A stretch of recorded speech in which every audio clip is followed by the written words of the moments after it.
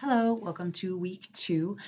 I wanted to go over what we're going to be covering this week. Last week we talked about trends and did a little bit of overview. You should have had a chance to look at the syllabus and the course admin and the assignments. Reminder that you're going to want to pay attention to the due date in week 4. It's Thursday week because of Easter.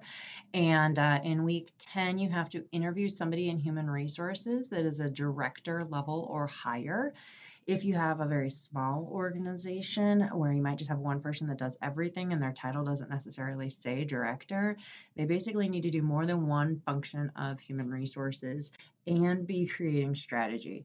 So if they're a payroll manager and all they're doing is managing people that do payroll, they would not work for this assignment.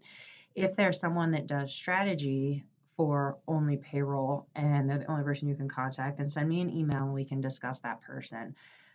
But a director, manager of managers who's setting strategy is really ideal, hopefully at the company you work for.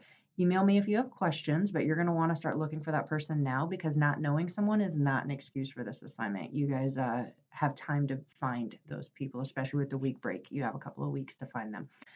As a point of reference on the emails, when I send you guys announcements through Blackboard, they do not come back to me. I had a student email me, or I'm sorry, they texted me and said they had emailed by replying to that announcement. I don't get those. They go into wherever box they go. But if you need to email me, it's Moskalik, Moskalik at msoe.edu, or you can text me 262-402-8702. That's usually a little faster on the weekends.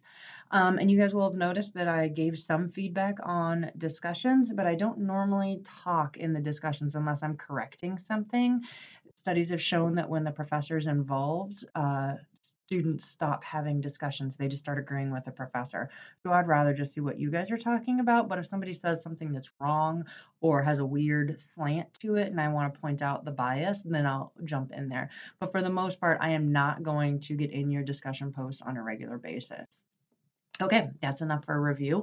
Week 2, we are going to be talking about labor unions, employee safety, and employee privacy. So labor unions here in Wisconsin and surrounding areas are a bit touchy. People will either be pro-union or anti-union. The pros and cons for a union are both there. There are both sides. We will be discussing it from a human resources point of view. So from the company point of view, what is the benefit of unions? So from a member point of view, the benefits are going to be much different than from the company dealing with the union. So make sure you're thinking from the HR side and not the member side. Now, HR does want engaged and happy employees. So if that's one of your pros, then absolutely. But if you're talking about things that are only benefiting the members and not benefiting the company, which is HR's main job is to protect and benefit the company, you're going to want to make sure your pros and cons are on the right side of that discussion. Sorry about that. The other things we're going to be talking about are privacy and safety. So we can either have companies have a lot of privacy where we don't oversee them a lot, or we can have really a safe work environment. So if you think about like the Department of Treasury, they make you have a clear bag. So if you brought a bag to work or a purse or anything like that, they search it top to bottom. They also make you walk through a metal detector and pat you down because they don't want you taking the currency. The safety overrides the privacy. So when you're at work, where does your privacy end and your safety begin? Should we check desks? Should we read emails? Should we have cameras to see what's happening? There are business necessities for some of that, and then there are employee concerns. So we're going to be kind of talking about the balance between those. Legally speaking, employees don't have much in the way of privacy at work, guaranteed. If you are using a work computer and a work desk, meaning you did not purchase them, then human resources can read every single thing on your computer. They can go through your desk. If they give you a locked space, which is for your personal belongings, then the law gets a little muddy. They can also sometimes even check your personal belongings, like your purse, in the discussion I was talking about earlier for the Treasury. So we want to kind of go back and forth on how safe do we want our employees and what's our privacy idea. So we're going to go through a couple of pros and cons and a couple of case studies. You see Harris versus Quinn and Burrell versus Hobby Lobby. Those are both current law cases that have impacted human resources in terms of how unions are impacting businesses today, not in the 30s and 40s and not in the 80s when the unions in the United States were in their heyday, but now. What's happening now? How are we evolving now?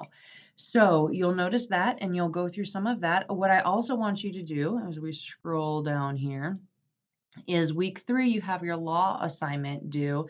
You might want to look ahead for that as well, just in case you have any questions on what kind of law is this law appropriate, because it does need to be an HR law, not a company law or an industry law like building codes for a construction company. You're going to want to be talking about any number of those laws that I had in the week 1 PowerPoint. If you scrolled through that, it could be additional laws, but if you're uncertain if the law you chose counts as an HR law, by all means, email or text me and ask.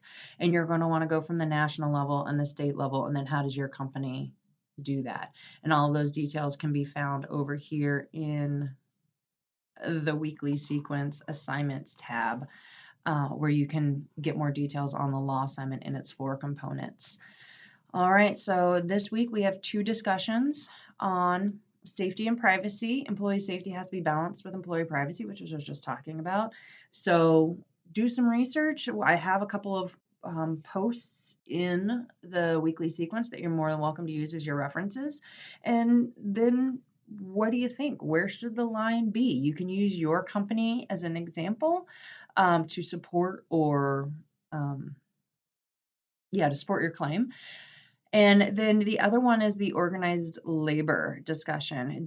Are U.S. unions still needed and relevant? Why or why not? Support with research. And I can see a couple of you have already done this. So when you work ahead, be careful, because this Monday video is always going to be where I give you extra insight, like you need to be coming from the point of view of the company. So you're going to want to reply to at least one classmate in the organized labor. And remember, this is a professional classroom setting.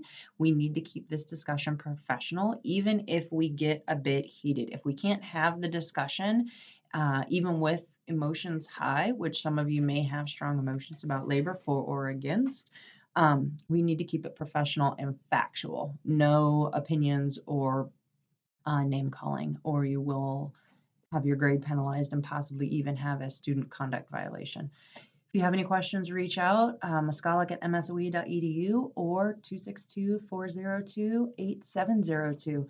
And again, this week, all we have are those 2 discussions. All right, thank you.